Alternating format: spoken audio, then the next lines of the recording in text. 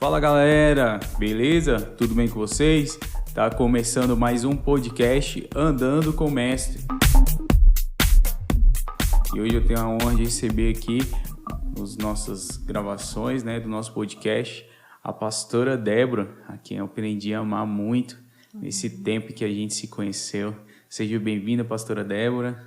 Olá, bom dia, paz do Senhor. Que bom estar aqui, né? O privilégio, o prazer, a honra é toda minha.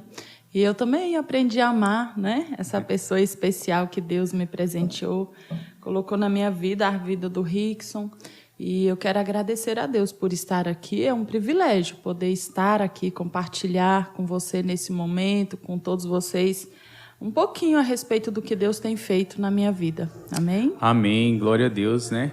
E, aleluia. Pastora Débora, eu quero sempre perguntar aqui no podcast, né? Como que foi, assim, esse início de caminhada, né? Que a senhora começou a andar com o Mestre Jesus. Como que foi esse início de caminhada? A senhora nasceu num lar evangélico, depois a senhora veio a se converter. Como que foi esse período? Conta um pouquinho para nós assim sobre esse período assim de conversão. Amém, glória a Deus. Primeira coisa que é maravilhoso andar com o Mestre, né? Verdade. Essa sugestão é maravilhosa e eu realmente tenho andado com o Mestre, tenho aprendido, tenho dado a Ele toda a minha vida. Mas eu não nasci num lar evangélico, não. Pelo contrário, né? Eu nasci e, na verdade, num lar bem distante, bem sem o conhecimento nenhum do Senhor. Passamos por muitas coisas, vi muitas coisas acontecerem dentro da minha casa, no seio da minha família, exatamente por falta de conhecimento do Senhor. E é uma coisa até interessante, vou deixar aqui para vocês se alegrarem um pouquinho. Eu vim da roça, né? Olha. Eu vim da fazenda e eu me orgulho muito disso. Eu gosto, eu acho que isso acrescentou muito na minha vida. Eu nasci em Goiânia, mas bem novinha, acho que com 2 anos de idade, o meu pai veio para o interior e ali eu fiquei até os meus 10, 12 anos, né? Criada mesmo na fazenda, naquela vida maravilhosa e de onde eu trago muitas lembranças e lembranças extremamente enriquecedoras para a minha vida. E aí eu digo que é engraçado porque quando eu vim para a cidade, eu tive uma dificuldade enorme de me adaptar na cidade. Mas glória a Deus por isso. Aqui é mais fácil de pregar o evangelho, né? Mas essa origem não saiu de mim, não. Mas então vim para a cidade e toda a minha juventude, toda a minha mocidade foi no mundo, longe do Senhor. Eu ainda não conhecia o Senhor. E uma coisa interessante de se enfatizar é o cuidado de Deus, né? Deus me guardou. Deus me guardou o tempo todo. Quem me vê hoje, as pessoas que me conheceram naquele tempo não me conhecem, né? É verdade. Em todas as áreas. Então, eu não nasci num lar evangélico, eu vim conhecer ao Senhor agora, há 28 anos atrás, né? As minhas origens, as minhas raízes não são do evangelho. E como que foi, assim, esse processo de conversão? Só lembrando uma coisa que a senhora falou, né? Que a senhora veio da roça e isso é da muito fazenda, legal. Da fazenda, né? Mais né? chique. Esses dias a gente estava na zona rural, né? E a gente tirou um tempo para descansar e a gente foi fazer um culto na roça. Eu também lembrei um pouco da minha infância, que eu tive também esse tempo assim, né, na roça ali, fazendo farinha, né, melada, essas coisas, andando de cavalo, tomando banho no rio, tomando leite, né, tirado ali direto da vaca. Então isso assim, isso é muito legal, né? E aí a gente foi fazer um culto lá. Né? E é muito engraçado porque assim, o culto na roça ele é diferente, né? Totalmente. Você vai andando na estrada, né? E ali você já vai batendo um papo, conversando, né? É muito bom. Mesmo já tendo, né, essa tecnologia, esse avanço, é diferente, né? Esse culto, né? Muito diferente. Você levantar cedo e sair, pular da cama no chão sem nenhuma cobrança e sair correndo pro curral e subir na cerca e ficar sentada lá em cima. Exatamente. E dali você já toma o leite, né? Então é uma qualidade qualidade de vida muito, muito enriquecedora e que eu olho para a minha vida hoje e eu falo, Senhor, poderia ter sido tudo diferente, mas o Senhor fez assim e como isso me enriquece, né? E é muito bom, né? É muito bom. Eu vejo assim que em todo lugar que a gente for, em todo lugar que Deus nos levar, né? Nós temos que pregar a palavra, nós temos que falar do Evangelho, falar do amor de Deus, né? Sim. Porque é muito enriquecedor isso, né? Amém. Mas me fala um pouquinho sobre esse processo de conversão, como que foi que a senhora chegou a Jesus, né? Vendo que a senhora não nasceu num lar evangélico, né? Não tinha essa cultura, né? Como que foi esse processo assim, de conversão? Como que foi a chegada da senhora para começar a andar com o Mestre Jesus? Sim, o Senhor sempre me chamou. Eu tenho certeza que, mesmo na época em que eu fui gerada, que eu nasci, né, apesar da minha mãe não conhecer ao Senhor, eu tenho certeza da minha consagração no ventre da minha mãe. E a minha infância, eu fui sempre muito diferente, foi tudo muito diferente para mim. Eu me sentia muito diferente, sabe? Das outras pessoas, da minha família mesmo. E muito cedo eu me envolvi com a igreja, né? Apesar de não ser uma igreja evangélica, mas muito cedo eu fui levada pela minha avó a caminhar para a igreja, a conhecer a Deus. Então eu tinha uma vida muito consagrada, desde muito cedo. Para você ter ideia, com 13 anos eu pregava.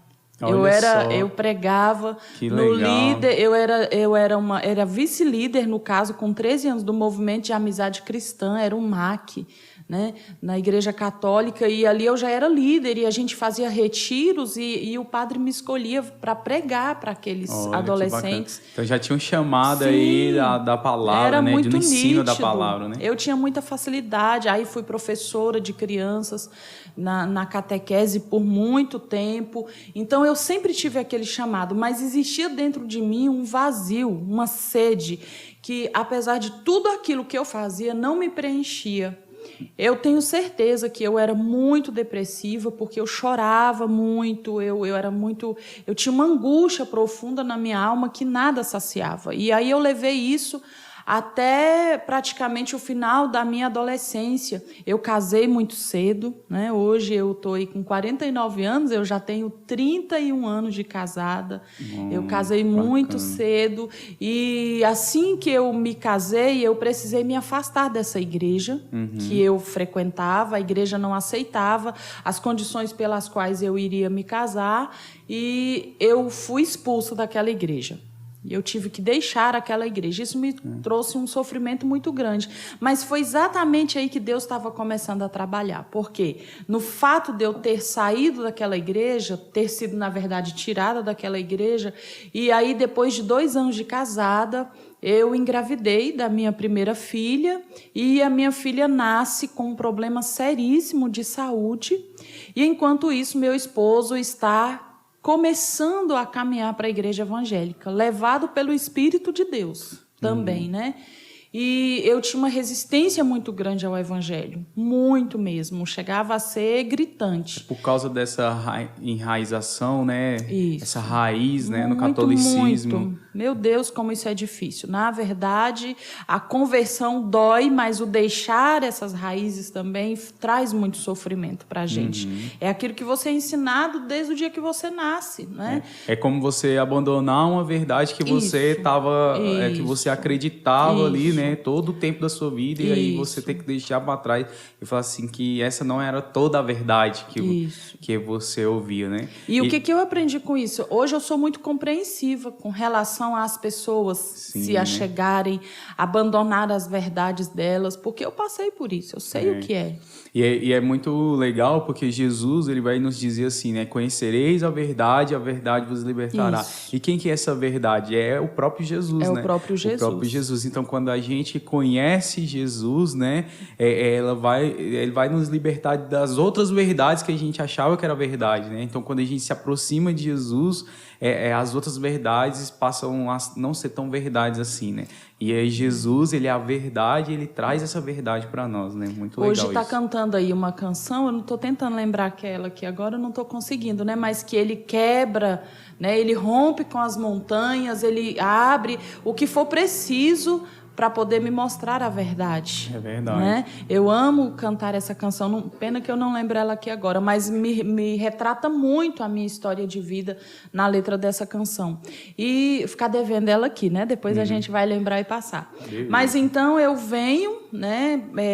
Com 20 anos apenas, eu já estou grávida da minha primeira filha, que vem a nascer com um problema de saúde seríssimo, e nesse momento meu esposo está caminhando para a igreja evangélica e começa a se encantar pelas verdades, essa verdade libertadora, e aí a minha filha nasce, sai da minha barriga para uma UTI, e ali ela está entre a vida e a morte, né? E os médicos chegam e dizem que não tem jeito, que infelizmente eu preciso me preparar porque eu vou perdê-la, e enquanto isso meu esposo está com a igreja orando, né? E ele chega para mim e fala, foi o momento assim, o ápice, ele chega para mim e diz, olha, a igreja está orando e você precisa crer, mas na verdade, sabe o que acontecia? Eu não conhecia o Senhor, eu conhecia um Deus muito distante, um Deus que estava muito, muito além, muito alto, que se sentava muito alto.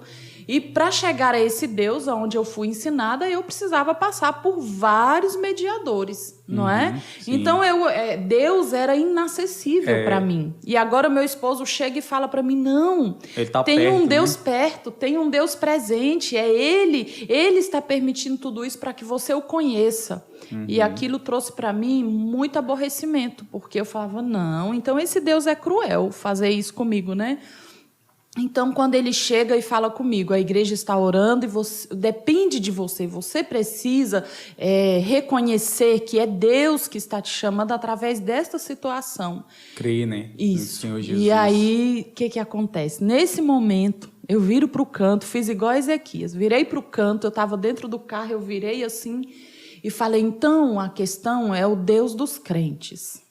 É o Deus dos crentes, né? E aí eu virei para o canto e falei, então, Deus dos crentes, que é o que ele está falando, que agora está sendo o Deus dele. Se realmente esse Deus dos crentes existe, está no meio de tudo isso, está promovendo essa situação e realmente está me chamando, faz alguma coisa. Vai lá no hospital. A minha filha está desenganada, totalmente ligada a aparelhos, né? Vai lá agora, eu estava indo para o hospital, estava a caminho do hospital. Mas vai na minha frente, vai lá, cura ela. E quando eu chegar lá, se ela estiver curada, aí eu quero seguir esse Deus dos crentes. Mas eu vou seguir de verdade, eu não quero ser, porque naquele tempo eu detestava crente, eu não quero ser como os crentes, eu quero ser diferente, ainda abusada, né? E isso aconteceu. Em questões de... Acho que eu levei 5 minutos para chegar ao hospital. Quando eu cheguei ao hospital, minha filha tinha acordado.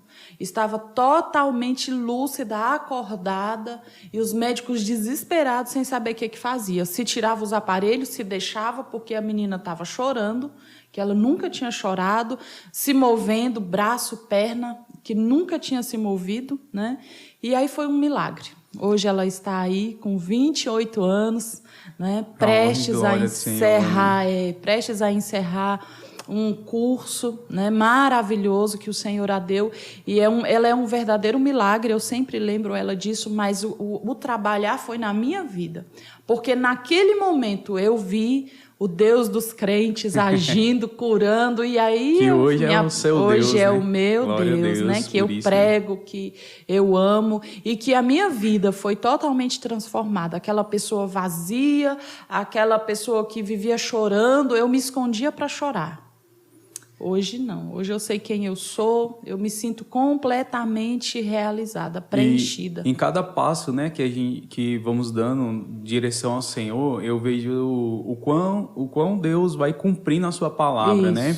E ele fala assim, né, na sua palavra, que a alegria dele é a nossa força. Então, assim, além dele nos fortalecer, ele traz uma alegria no nosso coração completa. É inexplicável, né? É inexplicável porque essa alegria, ela é uma alegria que ela é constante. Ela é independente das lutas, das dificuldades que nós enfrentamos. Isso. Ela continua sendo uma alegria constante ali, que a gente sabemos que nosso Deus ele vai vir a qualquer momento com a nossa direção, com a provisão, né? Trazendo o recurso necessário que nós precisamos, né? Isso me lembra, né, o que o salmista vai dizer. Ele refere sobre o vazio da alma. E o homem sem Deus, ele tem a sua alma vazia, né? E eu sei dizer o que é isso, porque apesar de ser uma pessoa envolvida na religiosidade, né, lá do meu passado, eu era uma pessoa vazia. E eu me lembro exatamente da sensação desse vazio. Ele é horrível. Ele é muito dolorido, sabe? E esse vazio foi preenchido. Esse vazio foi preenchido, então é o que hoje acho que é o que nós mais precisamos levar, porque as pessoas estão aí, né, com as suas almas completamente vazias, frustradas, buscando talvez se encher com coisas que são passageiras, né, que não dura preenche. Ali às vezes um final de semana, dura não às vezes preenche o vazio da alma, um momento, né, e esse vazio ele permanece depois ali durante a semana, durante todo o período ali, né? E quando Deus vem, Ele enche por completo, né, as nossas vidas e nós somos completamente cheios de Deus, né? E depois desse período assim de conversão, assim, a senhora se lembra assim do momento em que foi um toque diferente do Espírito Santo de Deus para o chamado, para o ministério? Como que foi assim o momento assim desse encontro mesmo assim que a senhora se encontrou assim com Jesus, e a partir daquele momento a senhora falou assim, não, agora eu vou realmente andar com o Mestre, vou dedicar a minha vida ao Mestre Jesus. Amém. Então, mas olha só, eu passo então por esse processo, né? Eu chego ali, eu vejo minha filha completamente restaurada. No outro dia ela recebeu alta, foi tão instantâneo aquele agir. No outro dia ela recebe alta, só que naquele momento que eu virei para o canto e falei com o Deus dos crentes e fiz aquele desafio, eu fiz isso em silêncio e eu não contei para o meu esposo. E ele insistindo para que eu fosse com ele para a igreja. Aí eu vejo minha filha restaurada, pego minha filha, volto para casa e aí fiquei no meu coração. Só que eu não falei para ninguém, então eu não preciso. Eu não preciso ir lá cumprir o meu voto, eu não preciso ir lá aonde está esse Deus, não preciso ir para a igreja, não vou fazer isso. Só que, então, meu esposo insiste muito, quando passa mais ou menos uns 15 dias, minha filha já está bem melhor, e aí ele diz, hoje nós vamos à igreja, nós vamos ao culto, era um domingo à noite, nós vamos ao culto e você vai lá para agradecer, porque toda a igreja estava orando. E com muita resistência mesmo, muito medo do que as pessoas iam pensar, do que a minha avó, que me levou para a igreja com ela, ia pensar de eu ir para aquela igreja. Eu entro no carro quase que escondida e vou com ele, né?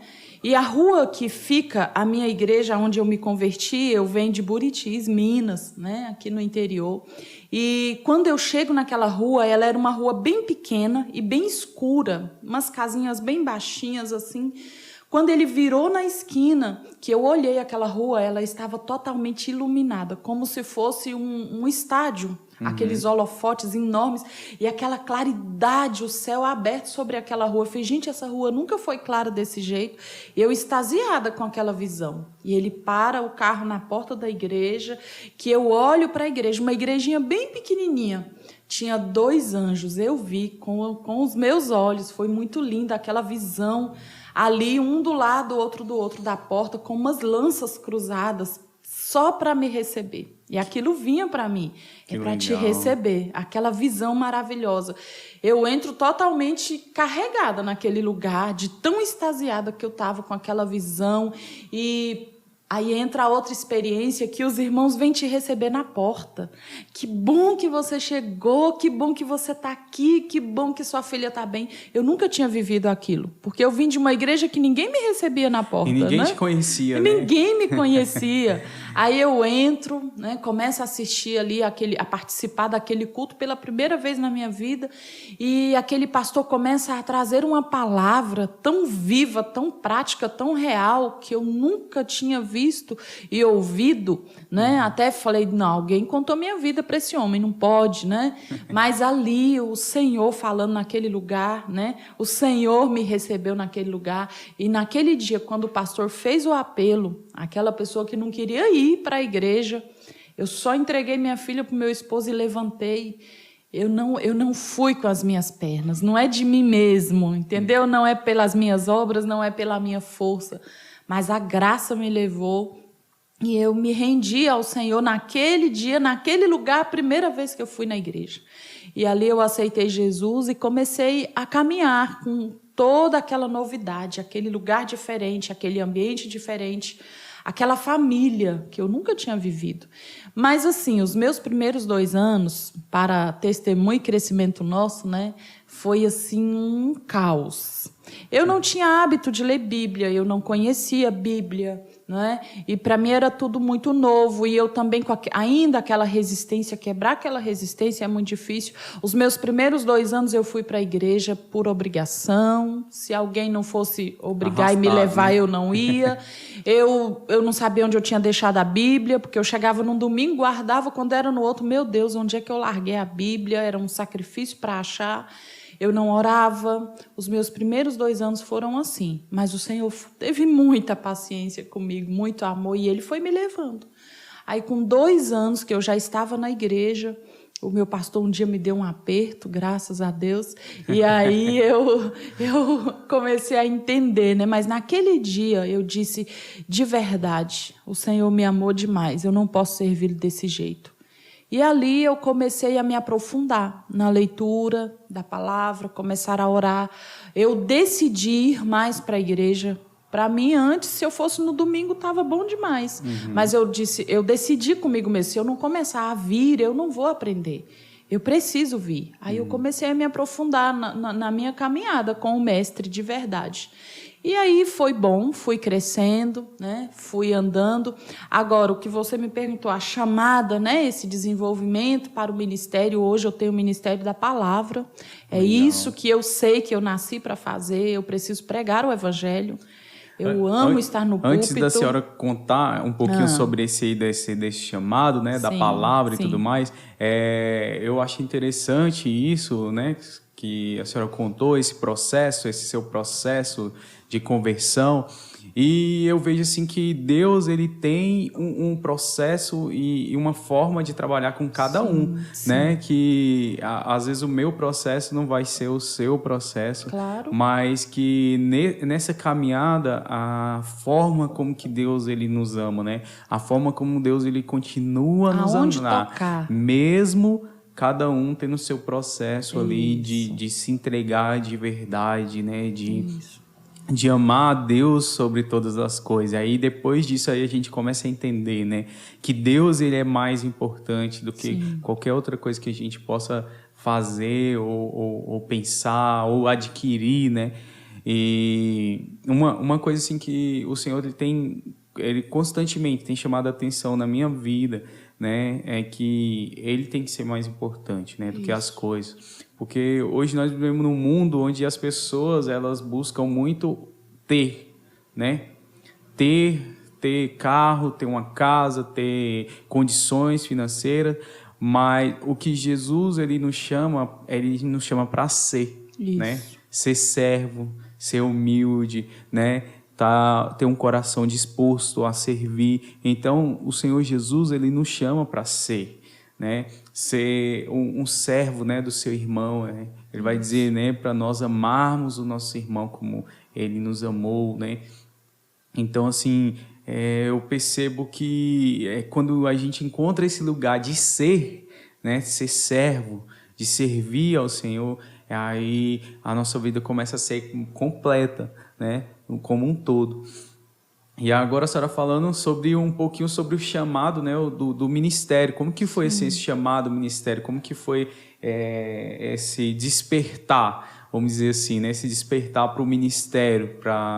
Hoje a senhora é pastora, né, ali na igreja de Lusiânia, juntamente com o seu esposo, né, na igreja presbiteriana renovada. E como que foi assim, esse despertar para o chamado assim, ministerial?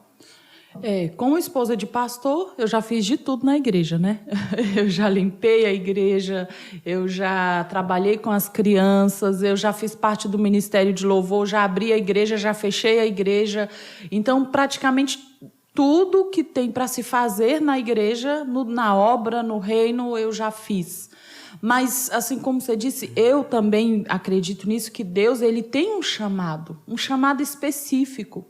E eu digo que Deus ele sabe aonde trabalhar, aonde tocar em cada um de nós, né? E Deus, então, ele vai nos levando, nos direcionando, é como se fosse nos afunilando para você chegar exatamente aonde Ele quer que você esteja, naquilo que você nasceu para fazer. Eu entendo isso.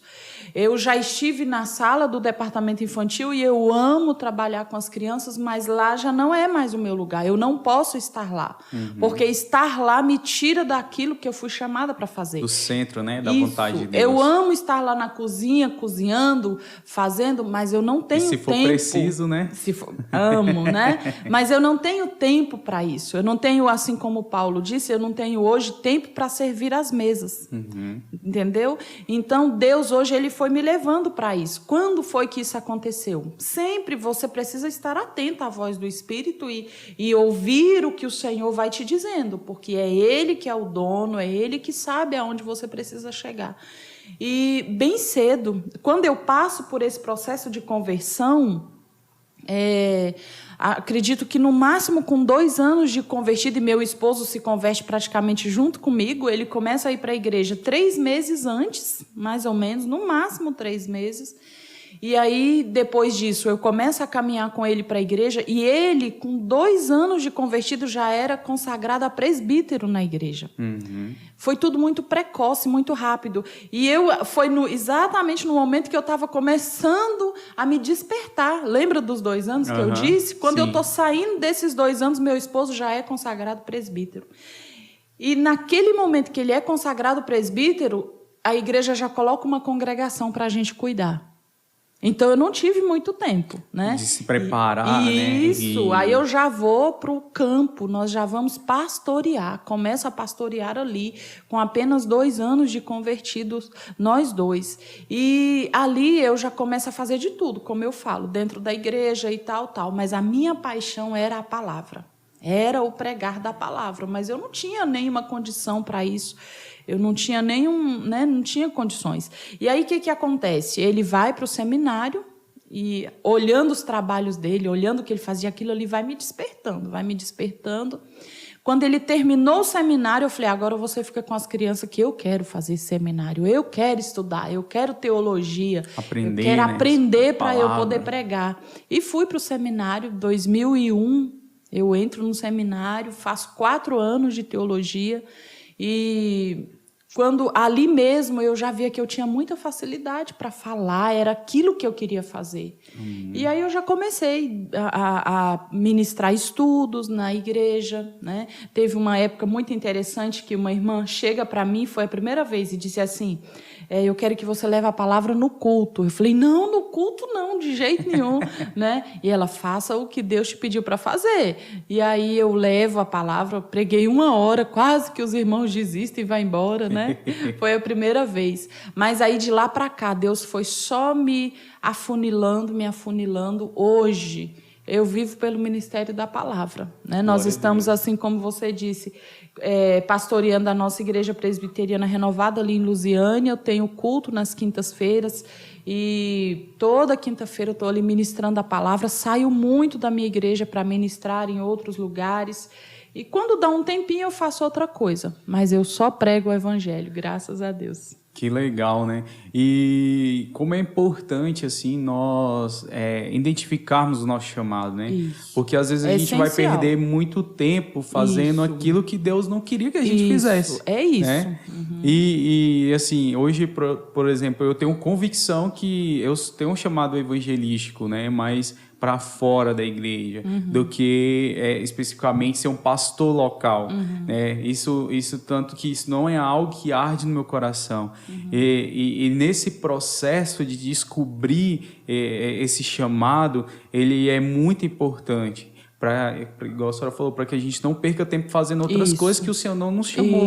Não que a gente não possa fazer, mas perder tempo, né, com algo que Deus não nos chamou para fazer, enquanto Ele está nos chamando para exercer algo que a gente vai fazer com muito mais excelência, com muito mais vocação, né, com vontade, com com dedicação mesmo.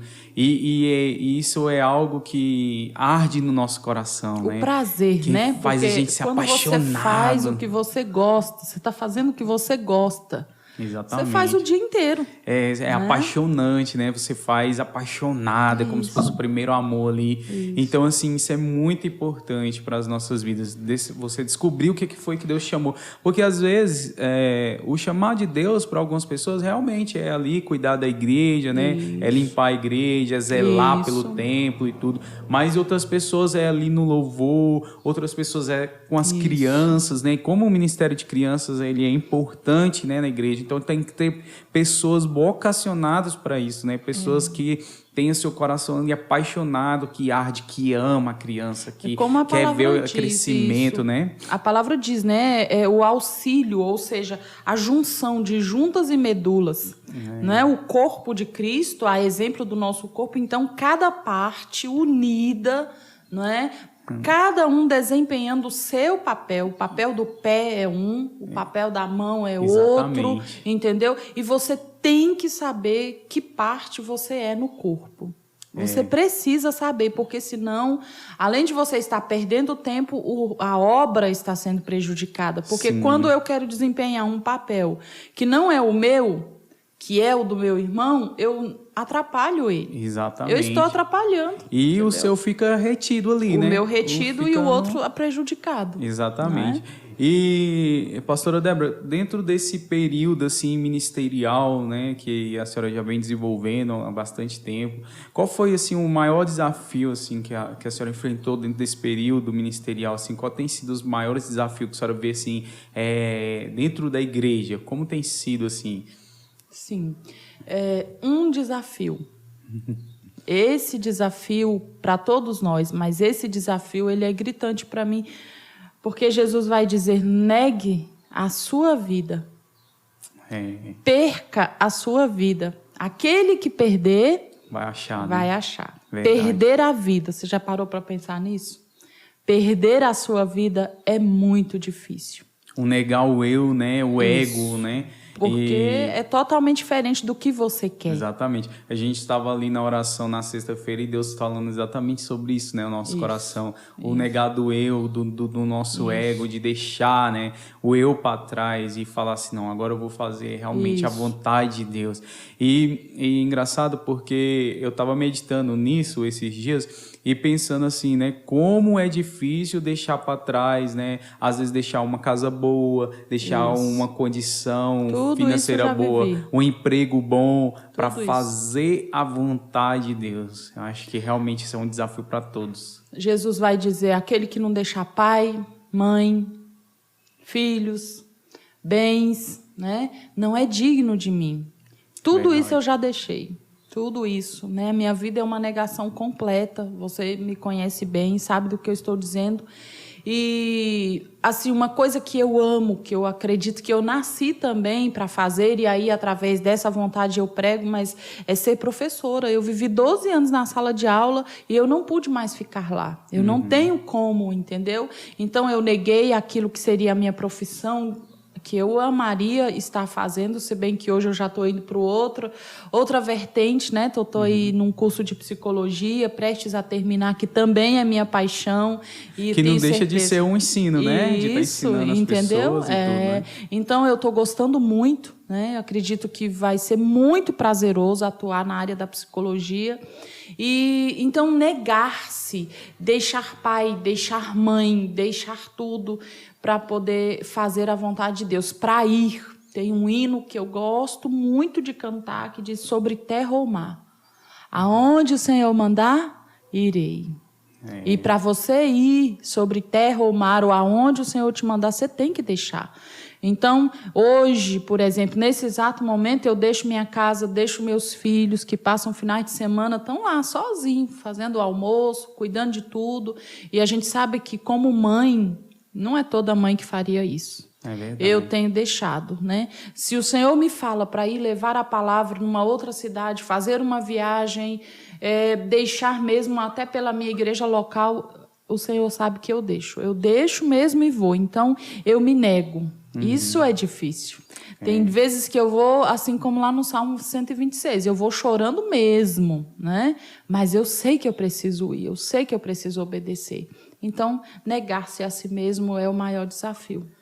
Eu creio que esse desafio, né, do negar a si mesmo, ele é constante na nossa vida, né?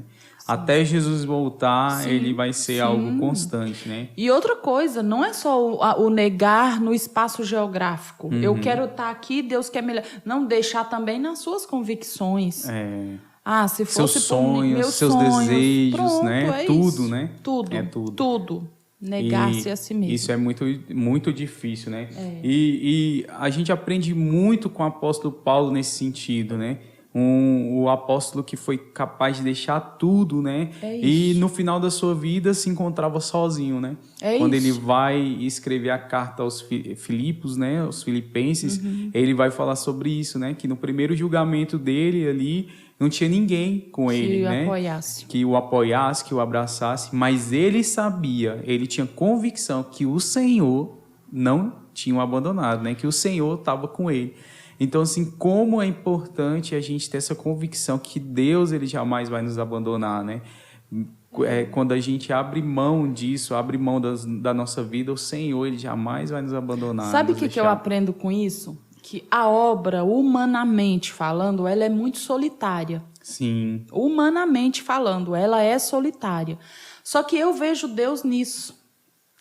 Porque a palavra vai dizer que o Espírito Santo, ele tem ciúmes, não é? E que nós temos um Deus zeloso. E tudo que Deus quer que eu saiba, que você saiba, que quem está conosco é Ele. Então, muitas vezes eu entendo, passando por enormes lutas e adversidades, você faz tanto pelas pessoas e na hora as pessoas somem, mas é Deus que tira. É Deus que muitas vezes afasta, leva para longe essas pessoas para você não se esquecer que quem está com você é Ele. Para você saber que é Ele que vai prover, né? É Ele que vai fazer, é Ele que vai ministrar, né? Tudo. Ali Ele, Paulo, ele é claro, né? Eu me sinto confortado, apesar de não ter ninguém por perto.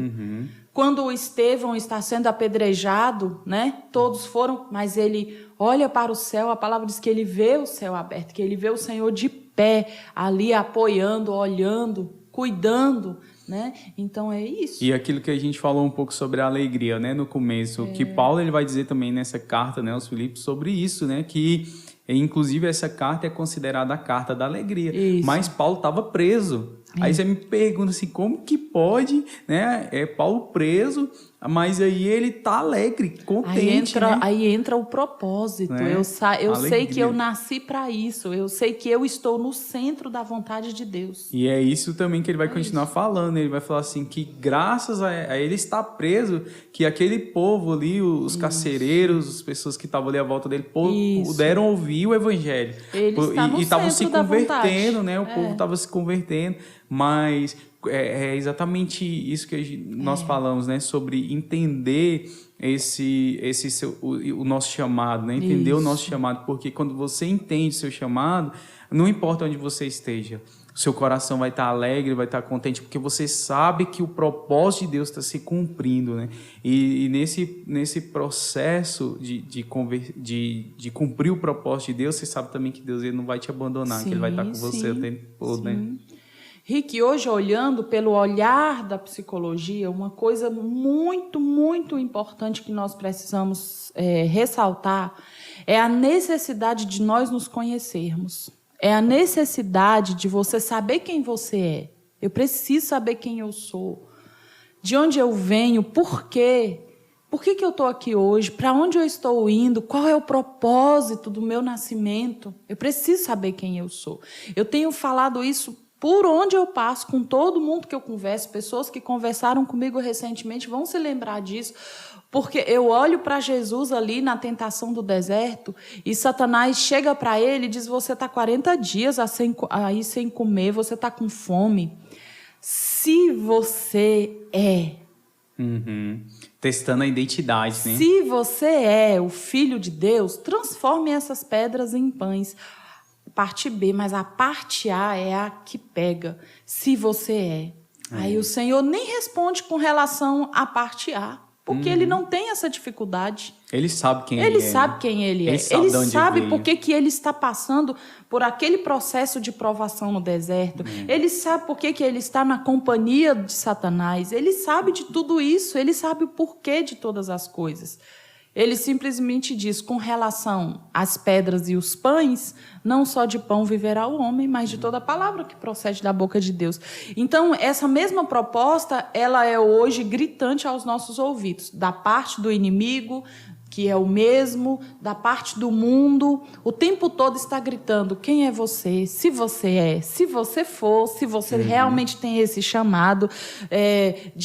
Como se chega para mim e diz, Débora, mas você acha que compensa mesmo você deixar tudo, a sua vida, para poder ir fazer a vontade de Deus, pregar o evangelho? Você acha mesmo que compensa? Não é? Então, isso é constantemente. Esses dias, Satanás virou e disse para mim, no meu ouvido, assim, claramente, é porque você está indo para a igreja, cuidando da obra, olha aí o que está acontecendo. É por isso. É por isso mesmo, Satanás. Pois então eu vou continuar, né? Então, nós precisamos saber quem nós somos. É verdade. Aí, quando você sabe quem você é, aí você entende o seu chamado. Eu nasci para isso. Aí você cumpre o propósito de Deus na sua vida. Você realiza o projeto pelo qual você nasceu para realizar. Por que tantas pessoas estão perdidas? Elas não sabem quem são. Né? E, assim, uma das coisas que mais tem afetado a nossa geração de hoje, né? A geração de hoje, né? Principalmente em relação à depressão, em relação a algumas doenças psíquicas, né? É que elas não sabem quem elas são. Isso. Né? Não sabem quem são. Isso. Né? Então, tipo assim, isso é muito difícil. Isso traz tem roubado a vida das pessoas. Isso, né? Você fica vulnerável. O que disser, você acredita. Exatamente. O que disser. E hoje, pelo envolvimento das redes sociais, da mídia, isso acaba roubando muito a identidade, né, dos jovens, dos adolescentes. Eles são o que a mídia prega, você quer ser igual ao fulano, igual a um influenciador tal, a influenciador tal. E eles não sabem quem são, né? E isso é muito importante porque num tempo da minha vida eu tive essa dificuldade de saber quem eu era, de saber quem o Senhor tinha me chamado para ser. Mas quando eu passei a buscar essa intimidade com Deus, quando eu passei a buscar esse meu envolvimento mais profundo com Deus, né, essa intimidade com Deus, o Senhor ele foi se revelando. E é muito engraçado porque isso que a senhora falou sobre a solidão foi algo assim que o Senhor sempre me testou, sempre me mostrou, e eu sempre via isso. Eu falo assim, cara, a pessoa que serve a Jesus, a pessoa que serve a Deus de fato, ela é uma pessoa que tem poucos amigos, ela é uma pessoa que vai andar muito sozinha, e o Senhor sempre me testou nisso, de estar sozinho, sabe, de andar sozinho, porque Ele sabia aonde Ele vai me levar. Eu não sei que, por exemplo, hoje, aonde o Senhor vai me levar. Mas eu sei que para esse exato teste, lá, né? Esse teste da solidão, eu já tenho uma bagagem, né? Que eu sei que quando eu chegar lá na frente eu vou poder suportar. Então, assim, o Senhor sempre me testou nessa área assim, de solidão, mas de entender que Ele estava cuidando de mim.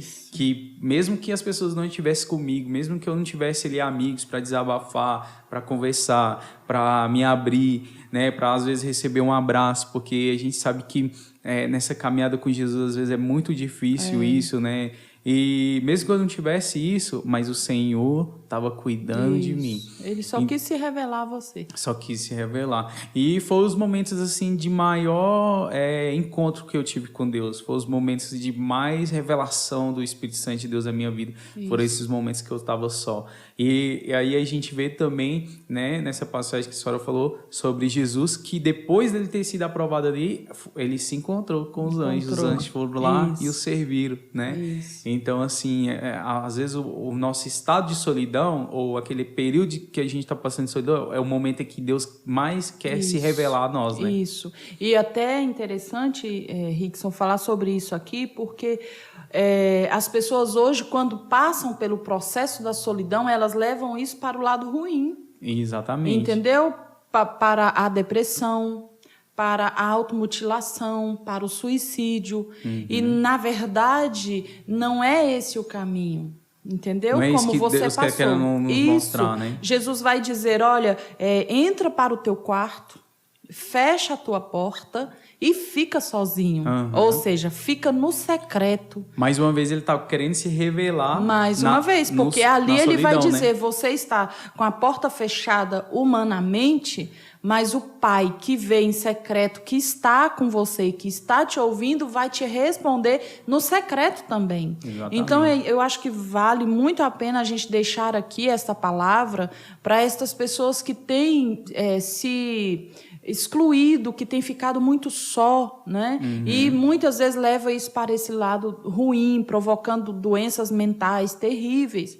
Então, quando você for ficar só, fica no secreto com Deus. Com Deus, né? Fica no secreto com Deus. Se guarda em Deus, não é? Porque isso vai ser muito importante. Deus vai querer tratar algo, né, no nosso coração, nos revelar algo, né?